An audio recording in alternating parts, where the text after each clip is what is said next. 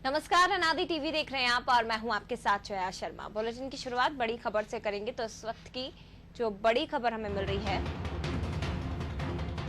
इंदौर से गृह मंत्री अमित शाह का नकली निजी सचिव गिरफ्तार किया गया है।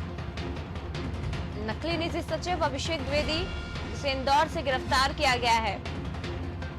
आरोपी ने तबादले के लिए केंद्रीय मंत्री नितिन गडकरी को फोन लगाया था। इंदौर से बड़ी खबर आपको बता रहे हैं, मध्य प्रदेश के 2 आरटीओ के तबादले के लिए केंद्रीय मंत्री नितिन गडकरी को फोन लगाया गया था और इस मामले में दिल्ली क्राइम ब्रांच ने प्रकरण दर्ज किया था। तो दिल्ली क्राइम ब्रांच ने इंदौर पुलिस से इस पूरे मामले को लेकर समन्वय स्थापित किया और उसके बाद ग्वाल टोली इलाके से आरोपी को हिरासत में लिया गया। तो गृह मंत्री अमित शाह का नकली निजी सचिव, जो कि लगातार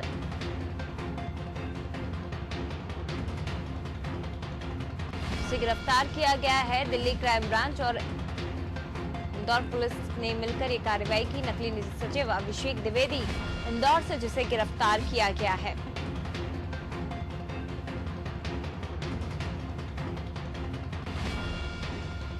और पुनीत विजयवर्गीय संवाददाता इंदौर से हमारे साथ इस खबर पर और भी ज्यादा जानकारी के लिए जुड़ गए हैं। पुनीत, पूरा मामला विस्तार से आपसे समझना चाहेंगे, क्या ज्यादा जानकारी? जी जया, देखिए, अभिषेक द्विवेदी नामक एक व्यक्ति को इंदौर पुलिस ने गिरफ्तार किया है। दरअसल इस व्यक्ति ने अपने आप को केंद्रीय गृह मंत्री अमित शाह का निजी सचिव बताया हुआ था और मध्य प्रदेश के ही 2 आरटीओ के तबादले के लिए सेंट्रल मिनिस्टर नितिन गडकरी को फोन लगाया था। इस बात की जब जरा भी हिंट नितिन गडकरी को हुई तो उन्होंने इसकी शिकायत दिल्ली क्राइम ब्रांच को की थी। तब से दिल्ली क्राइम ब्रांच इस व्यक्ति की तलाश कर रही थी, जिसे इंदौर के ग्वालटोली थाना इलाके से पकड़ लिया गया है। फिलहाल Indore police crime branch Delhi को इसकी सूचना दे चुकी है और जल्द ही क्राइम ब्रांच दिल्ली इंदौर पहुंचकर अभिषेक द्विवेदी को हिरासत में लेकर उससे पूछताछ करेगी। तो निश्चित तौर पर देखिए जाए, एक अपने आप में बड़ा मामला है कि इस तरह से फर्जी लोग अपने आप को सेंट्रल मिनिस्टर्स का नाम लेकर, बड़े बड़े अधिकारियों का नाम लेकर इस तरह की दलाली करते हैं, लोगों के साथ धोखाधड़ी करते हैं। जी जया। बिल्कुल पुनीत, लेकिन इस आरोपी के बारे में अगर समझने की कोशिश करें तो किस तरह का ये आरोपी है और कब से सक्रिय था? क्योंकि तबादलों की बात की जा रही है, तो क्या किसी लोगों को इसने ठगा भी है तबादलों का नाम लेके और अधिकारियों का, केंद्रीय मंत्रियों का नाम लेकर? कोई इसके झांसे में आया है? जी निश्चित तौर पर देखिए, जिस तरह से यह व्यक्ति ने आरटीओ जिस अधिकारी के तबादले का काम लिया है, अब देखिए आरटीओ एक बड़ा अधिकारी होता है, किसी भी जिले का आरटीओ काफी बड़ा अधिकारी होता है। ऐसे में यह व्यक्ति अपने आप का झांकी मंडपम इतना अधिक दिखाता रहा कि आरटीओ जैसे अधिकारी भी इसके झांसे में आ रहे हैं। तो अभी इससे इंदौर पुलिस फिलहाल पूछताछ कर रही है कि इंदौर में उसने कितने लोगों के साथ ठगी की है, किस तरह से करता है और कौन कौन इसका नेटवर्क है। यह जानकारी सबसे पहले अनादि टीवी को लगी, तो अनादि टीवी की तरफ से जानकारी दर्शकों को बताई जा रही है। फिलहाल पुलिस पूछताछ कर रही है और जल्द ही पुलिस इस पूरे मामले का खुलासा भी करेगी। ठीक है पुनीत, आपको इस मामले में अभी आरोपी के बैकग्राउंड का कुछ पता चला है क्या? क्या पहले से कई और मामले दर्ज हैं इस आरोपी पर? क्योंकि देखिए इसी बारे में पूछताछ लगातार पुलिस द्वारा की जा रही है जया। यह तो बेसिक जानकारी पुलिस की तरफ से, जो हमारे सूत्र थे उनकी तरफ से हमें मिली थी कि इस तरह का एक व्यक्ति गिरफ्तार किया गया है।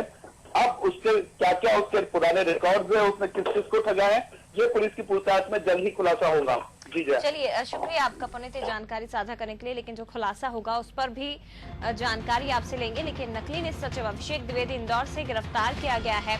गृह मंत्री अमित शाह का निजी सचिव कहा जा रहा है कि इसने खुद को बनाया था और लोगों को झांसे में लेता था। मध्य प्रदेश के 2 आरटीओ की तबादले भी करने का ये झांसा उन्हें दे रहा था और इसके लिए केंद्रीय मंत्री नितिन गडकरी तक को उन्होंने फोन लगा दिया।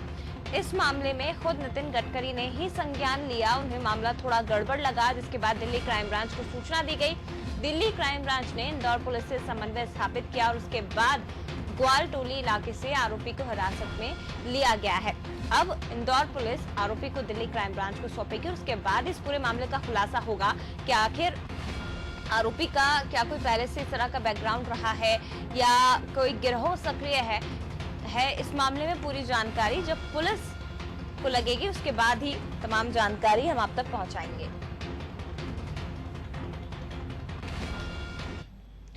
और इधर मुख्यमंत्री भूपेश बघेल ने निगम मंडल के अध्यक्षों का नामों का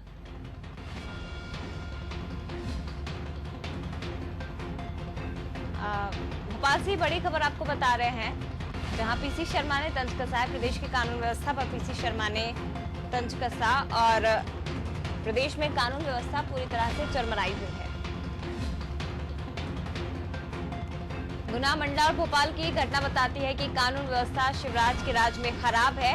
ये शिवराज सिंह चौहान पर निशाना साधा है पीसी शर्मा ने।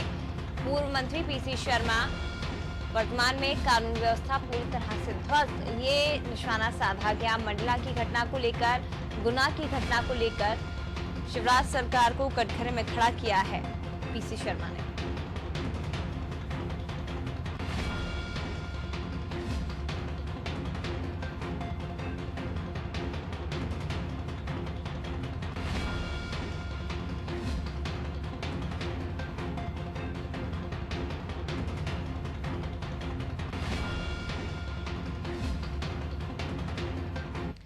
चलिए आगे बढ़ेंगे, अगली खबर का रुख करेंगे। एक और बड़ी खबर जो इस वक्त की हमें मिल रही है, ये बड़ी खबर लखनऊ से बसपा सुप्रीमो मायावती ने भी इस पूरे मामले में मायावती ने ट्वीट किया है गुना घटना को लेकर। उन्होंने ट्वीट किया और दलित परिवार द्वारा तैयार फसल पर प्रशासन ने जेसीबी चला दी, ये उन्होंने अपने ट्वीट के जरिए किया है और सरकार से सख्त कार्रवाई की मांग भी उनकी तरफ से की गई है। बसपा सुप्रीमो मायावती ने गुना की घटना को लेकर ट्वीट किया है और प्रदेश सरकार पर निशाना साधा और सख्त कार्रवाई की मांग इस पूरे मामले में की गई है।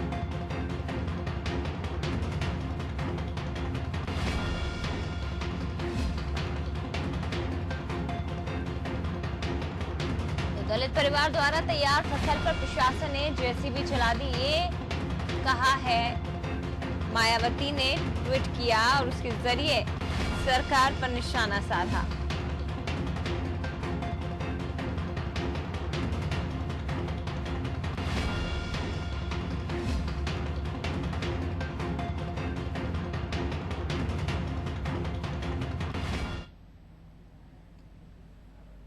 तो ये वो ट्वीट जो कि आपको दिखा रहे हैं।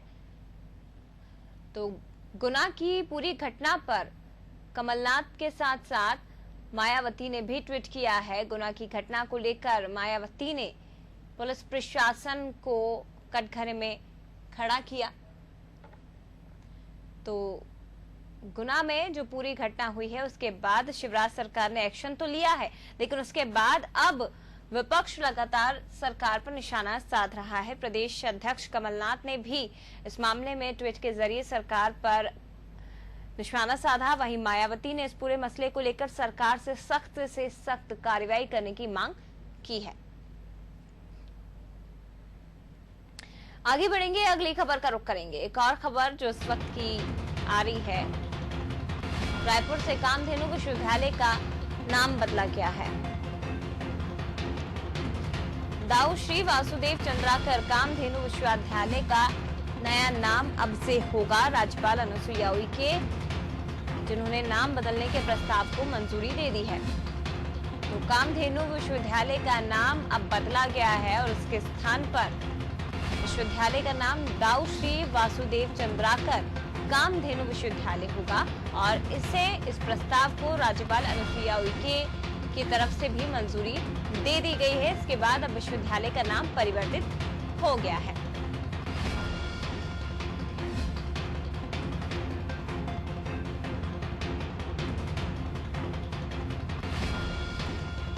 तो ये इस वक्त की बड़ी खबर आपको बता रहे हैं। रायपुर से कामधेनु विश्वविद्यालय का नाम बदला गया है और इस विश्वविद्यालय का नया नाम दाऊ श्री वासुदेव चंद्राकर कामधेनु विश्वविद्यालय अब होगा।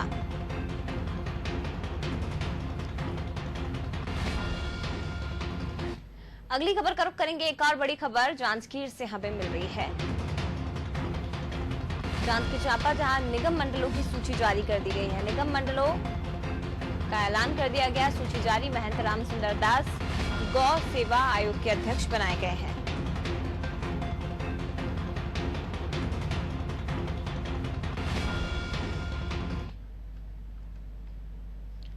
तो जांजगीर चांपा से खबर आपको बता रहे हैं, निगम मंडलों की सूची जारी कर दी गई है और संत महंत राम सुंदर दास को गौ सेवा आयोग का अध्यक्ष बनाया गया है।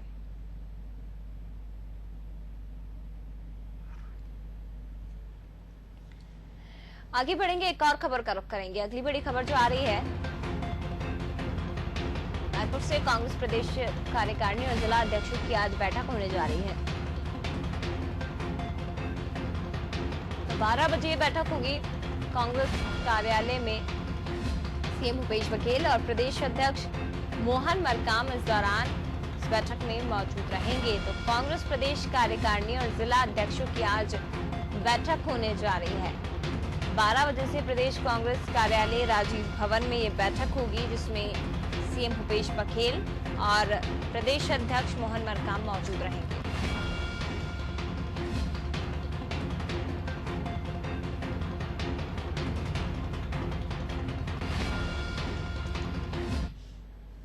और छत्तीसगढ़ में मुख्यमंत्री भूपेश बघेल ने निगम मंडल और अध्यक्ष उपाध्यक्षों की नियुक्ति कर दी है। पहली सूची में 27 नेताओं को निगम मंडल का जिम्मा सौंपा गया है। पार्टी के सक्रिय और निष्ठावान कार्यकर्ताओं को पहली सूची में मौका मिला। अगले 3 महीने में 3 से 4 सूची और आएगी, जिसमें पदों का बंटवारा किया जाएगा। इस सूची में रायपुर से 14, बस्तर से 6, सरगुजा, बिलासपुर और दुर्ग से 4-4 नाम शामिल है। छत्तीसगढ़ की सत्ता आने के बाद 18 महीने से कांग्रेस नेता निगम मंडल में नियुक्तियों की बाट जोह रहे थे। सूची के मुताबिक देवेंद्र बहादुर सिंह को राज्य वन विकास निगम, कुलदीप जुनेजा को राज्य गृह निर्माण मंडल, गिरीश देवांगन को राज्य खनिज विकास निगम, राम गोपाल अग्रवाल को राज्य नागरिक आपूर्ति निगम, शैलेश नितिन त्रिवेदी को राज्य पाठ्य पुस्तक निगम बनाया गया है। इसके अलावा महेश शर्मा और सतीश अग्रवाल को भवन एवं अन्य निर्माण श्रमिक कल्याण बोर्ड का सदस्य बनाया गया है।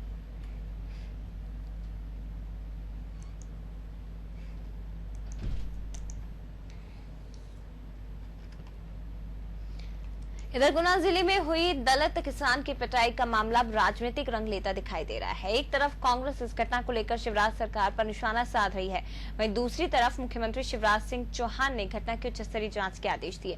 गृह मंत्री डॉक्टर नरोत्तम मिश्रा ने बताया कि मुख्यमंत्री ने गुना की घटना को गंभीरता से लिया है। मामले की जाँच के लिए भोपाल के वरिष्ठ अधिकारियों को गुना भेजा जा रहा है। जो भी दोषी पाया जाएगा उसके खिलाफ सख्त कार्रवाई की जाएगी। गुना की घटना काफी गंभीरता से आज बैठक में लिया है। माननीय मुख्यमंत्री जी ने गुना के अंदर हुई घटना की उच्च स्तरीय जांच के आदेश दिए। भोपाल से वरिष्ठ अधिकारी घटनास्थल पर तत्काल जाएंगे और घटना क्यों हुई, क्या परिस्थिति थी, क्या कारण थे, कौन दोषी है और दोषी पर क्या कार्रवाई हो, इसकी रिपोर्ट तत्काल देने को कहा है। भोपाल से एजीके के अधिकारी वहां रवाना होंगे। गुना की घटना काफी गंभीरता से आज बैठक में लिया है। माननीय मुख्यमंत्री जी ने गुना के अंदर हुई घटना की उच्च स्तरीय जांच के आदेश दिए। भोपाल से वरिष्ठ अधिकारी घटनास्थल पर तत्काल जाएंगे और घटना क्यों हुई, क्या परिस्थिति थी, क्या कारण थे, कौन दोषी है और दोषी पर क्या कार्रवाई हो, इसकी रिपोर्ट तत्काल देने को कहा है। भोपाल से एजीके के अधिकारी वहां रवाना होंगे। गुना की घटना काफी गंभीरता से आज बैठक में लिया है। माननीय मुख्यमंत्री जी ने गुना के अंदर हुई घटना की उच्च स्तरीय जांच के आदेश दिए। भोपाल से वरिष्ठ अधिकारी घटनास्थल पर तत्काल जाएंगे और घटना क्यों हुई, क्या परिस्थिति थी, क्या कारण थे, कौन दोषी है और दोषी पर क्या कार्रवाई हो, इसकी रिपोर्ट तत्काल देने को कहा है। भोपाल से एजीके के अधिकारी वहां रवाना होंगे। इधर मध्य प्रदेश में कोरोना पॉजिटिव मरीजों की संख्या 19,643 पर पहुंच गई है। 24 घंटे में इसमें 638 का इजाफा हुआ है। प्रदेश के कोरोना पॉजिटिव मरीजों में सबसे ज्यादा हिस्सेदारी इंदौर की, इसके बाद भोपाल, ग्वालियर, मुरैना और उज्जैन का नंबर आता है। इन 5 जिलों में कोरोना पॉजिटिव मरीजों की संख्या 12,500 से ज्यादा है। ये प्रदेश की कुल कोरोना पॉजिटिव मरीजों की संख्या का लगभग 64% है। एक अनुमान के मुताबिक प्रदेश भर के कोरोना पॉजिटिव मरीजों में से लगभग आधे इंदौर और भोपाल के हैं। प्रदेश का हर चौथा संक्रमित इंदौर का और हर 5वां मरीज भोपाल का है। मध्य प्रदेश में कोरोना से होने वाली मौतों का आंकड़ा 641 पर पहुंच गया। इसमें भी सबसे ज्यादा इंदौर और भोपाल के नाम है। इंदौर में कोरोना से 278 लोगों ने दम तोड़ा तो भोपाल में 125 लोगों की जान गई।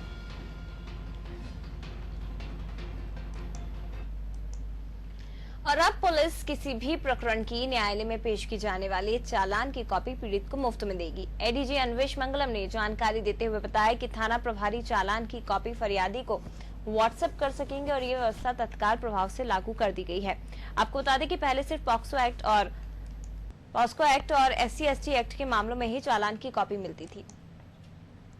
सरकार के द्वारा निर्धारित प्रारूप में जिस व्यक्ति ने प्रकरण की पंजीयत करते समय सूचना दी थी उसको भी इसकी जानकारी दी जाएगी, लेकिन इसका प्रारूप कभी निर्धारित नहीं हुआ कि क्या जानकारी दी जाएगी, किसके द्वारा दी जाएगी, कब दी जाएगी। पुलिस मुख्यालय ने इस विषय में विचार करके शासन को प्रस्ताव भेजा कि जब पुलिस अधिकारी धारा 173 में अपेक्षित पुलिस रिपोर्ट वो जब न्यायालय में प्रस्तुत किया जाए तो वही सारे दस्तावेज पीड़ित व्यक्ति को उसको भी दे दी जाए। तो उसका शासन ने प्रस्ताव मंजूर कर लिया है। राज्य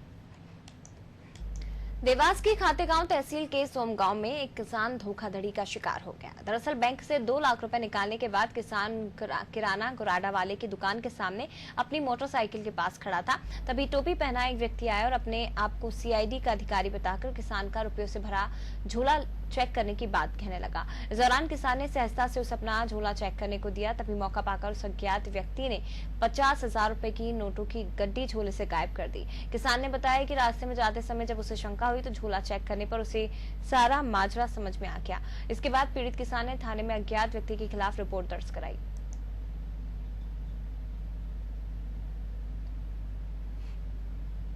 इधर इंदौर नगर निगम कर्मचारियों की लापरवाही से परेशान होकर वार्ड नंबर 32 के रहवासी निगम कर्मियों का घेराव करने पहुंच गए। तस्वीरों में जो नजारा आप देख रहे हैं, ये नजारा इंदौर की स्कीम नंबर 78 की वार्ड क्रमांक 32 का है, जहां नगर निगम ने विकास के नाम पर बड़े बड़े गड्ढे खोद दिए, लेकिन उसके बाद इधर पलट कर भी नहीं देखा। खुले गड्ढे होने के कारण यहाँ आए दिन दुर्घटनाएं होती रहती हैं, जिससे परेशान होकर स्थानीय निवासी अनिल बुंदेला वार्ड के लोगों को इकट्ठा कर निगम कर्मी के दफ्तर पहुंच गए। वे मौके पर पहुंचे निगम के वरिष्ठ अधिकारियों ने आश्वासन दिया और उसके बाद वार्ड वासियों ने निगम कर्मियों को छोड़ा। ये लाइन डल रही है, एल के द्वारा नर्मदा की लाइन डल रही है और जगह जगह इन्होंने लगभग 100 से अधिक गड्ढे छोड़ दिए हैं। लोग गिर रहे हैं और अधिकारी फोन नहीं उठाते हैं। सहायक यंत्रियों को बोलते हैं तो ये जो यहाँ साइड इंजीनियर है ये भी फोन नहीं उठाते हैं। जिन गड्ढों पर लोग गिर रहे हैं इन्होंने किसी प्रकार की कोई भी उस पर मरम्मत नहीं करी है। इन्होंने कहा कि हम 2 दिन में काम चालू करेंगे। तो जो सहायक इंजीनियर जी आए हैं क्या पंकज जी, उन्होंने आश्वासन दिया है, इन्होंने आश्वासन दिया है कि 2 दिन में गड्ढे का काम हम बंद करने का काम चालू कर देंगे। अभी रेस्टोरेशन के काम के लिए इनको बोल दिया है। GSB का काम अभी 1-2 दिन में स्टार्ट कर देंगे, ठीक है। बाकी बीच में लेबर और इनकी टीम चली गई थी जिसका काम रुक गया है। अभी टीम धीमे धीमे वापस आ रही है इनके पास। 2-4 दिन में हाइड्रो टेस्ट और रेस्टोरेशन का काम भी शुरू करेंगे। और एक जो ये लाइन इनने चैम्बर के बीच से निकाली है, ये लाइन को ख़त्म कर रहे हैं, इसकी जगह सेपरेट लाइन डालेंगे। 2 साल से ये लाइन और खबर बड़वानी से है, जहां नागलवाड़ी माइक्रो उद्वहन सिंचाई योजना के ठेकेदार कृष्णा रेड्डी के खिलाफ जुलवानिया थाने में केस दर्ज किया गया। दरअसल 1 महीने पहले ठेकेदार ने खुदाई के लिए चितावल गांव में अनीता बाई के मकान के पास ब्लास्टिंग की थी, जिसकी चपेट में आने पर उसका मकान क्षतिग्रस्त हो गया। इस पर पीड़िता ने ठेकेदार से मुआवजे की मांग की, लेकिन ठेकेदार ने अपशब्द कहते हुए पीड़िता को धमकाकर भगा दिया। मामले की शिकायत पीड़िता ने SP से की, जिसके बाद पुलिस ने आरोपी ठेकेदार के खिलाफ मामला दर्ज किया है। नागलवाड़ी में उद्वहन परियोजना सिंचाई परियोजना का निर्माण कार्य चल रहा है। उसी दौरान वहाँ पर उस निर्माण में जो है ब्लास्टिंग करना पड़ता है। पास में ही एक खेत था जहाँ घर बना हुआ है छोटा सा, उसमें एक परिवार रहता है। उन्होंने शिकायत करी कि इन्होंने हमें सूचना नहीं दी और ब्लास्टिंग कर दी, जिससे कि हमारे घर के जो है घर क्षतिग्रस्त हुआ है। और इस लापरवाही के कारण हमने जो ठेकेदार था, उस निर्माण कार्य का ठेकेदार है, उसके खिलाफ कार्रवाई की है, FIR दर्ज करी है और आगे कार्रवाई की जाएगी। नागलवाड़ी। और खबरों में आगे बढ़ने से पहले एक बड़ी खबर का रुख करेंगे। इस वक्त की जो खबर हमें मिल रही है रायपुर से है, दिग्विजय सिंह के दौरे से सरगर्मियां बढ़ गई हैं। सीएम भूपेश बघेल, चरणदास महंत, मंत्री टीएस सिंहदेव से चर्चा की गई और तीनों नेताओं से अलग अलग दिग्विजय सिंह ने मुलाकात की है। तो पूर्व मुख्यमंत्री मध्य प्रदेश दिग्विजय सिंह जो कि छत्तीसगढ़ पहुंचे हैं, इसके बाद सरगर्मियां तेज हो गई और आला नेताओं से मुलाकात की। कई अन्य वरिष्ठ नेताओं से भी दिग्विजय सिंह ने मुलाकात की है। तो रायपुर पहुंचे हैं। दिग्विजय सिंह के दौरे के बाद सरगर्मी बढ़ गई। सीएम भूपेश बघेल, टीएस सिंहदेव और इसके साथ ही चरणदास महंत से अलग अलग चर्चा की गई है।